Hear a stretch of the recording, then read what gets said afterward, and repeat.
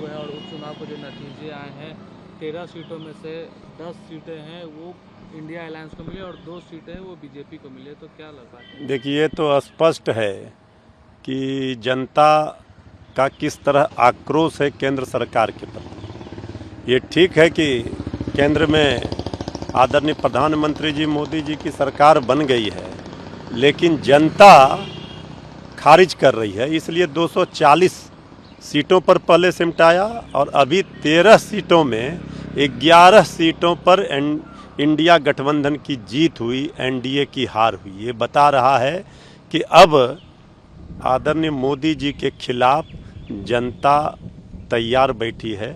अब जनता ऊब चुकी है, अब जनता इंडिया गठबंधन की ओर देख रही है।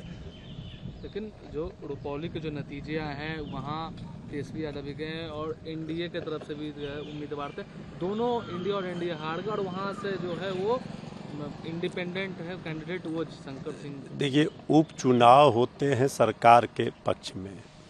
उपचुनाव में पूरी सरकार ने ताकत लगाई, लेकिन सरकार के उम्मीदवार जेडीयू के उम्मीदवार नहीं जीते। ठीक है कि हमारे उम्मीदवार नहीं जीते, तीसरे नंबर पर रहे, कौन से कारण रहे, क्या रहे, क्यों मतदाता हमारे भ्रमित हो गए और हमारी उम्मीदवार मजबूती से नहीं लड़ पाई, वहाँ स्थानीय बहुत सारे बातों को लेकर इस पर समीक्षा होगी। लेकिन सबसे बड़ी बात है कि सरकार को भी तो जनता ने खारिज किया, उनके उम्मीदवार को निर्दलीय जीते। इसमें एनडीए के अंदर ही भीतरघात हुआ। आदरणीय नीतीश कुमार जी को सोचना चाहिए कि जेडीयू को हराने के लिए किसने साजिश किया। तो ये तो एनडीए के लिए चिंता का विषय है। वहाँ पर हमारे उम्मीदवार पूरी मजबूती से या बहुत सारे लोकल फैक्टर के कारण नहीं लड़ पाए। लेकिन ये सबसे बड़ी बात है कि सरकार, वहाँ तो जेडीयू की सीट थी, आरजेडी की सीट नहीं थी। जेडीयू अपनी सीट नहीं बचा पाई, ये चिंता का विषय है और ये जनता का जो मूड और मिजाज है, इससे समझा जा सकता है कि खारिज कर दिया एनडीए। कांग्रेस नेता पवन खेरा उन्होंने कहा कि 13 सीटों पर ये उपचुनाव बेहद अहम है और 1.5 महीने में दूसरी बार जनता लोकसभा चुनाव में देश ने बीजेपी को कड़ा संदेश दिया। नहीं, तो बात तो सब जगह देश में 13 सीटों के उपचुनाव में जिस तरह से जनता ने संदेश दिया है, ये स्पष्ट संदेश है कि मोदी जी के खिलाफ, बीजेपी के खिलाफ जनता है। आप केंद्र सरकार में भले हैं, बैठे हैं, लेकिन जनता पसंद अब इस सरकार को नहीं करती है। जनता की पसंद की सरकार इस बार नहीं बन पाई है।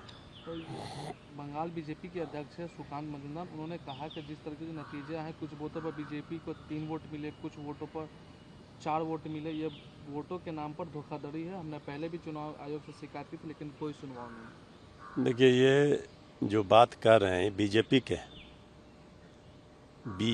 के लोग अगर इस तरह की बात करते हैं तो हंसी आती है। अरे पूरा सारा आयोग, सारा एजेंसी, सारा तो उनके हाथ में है, उन्हीं की है।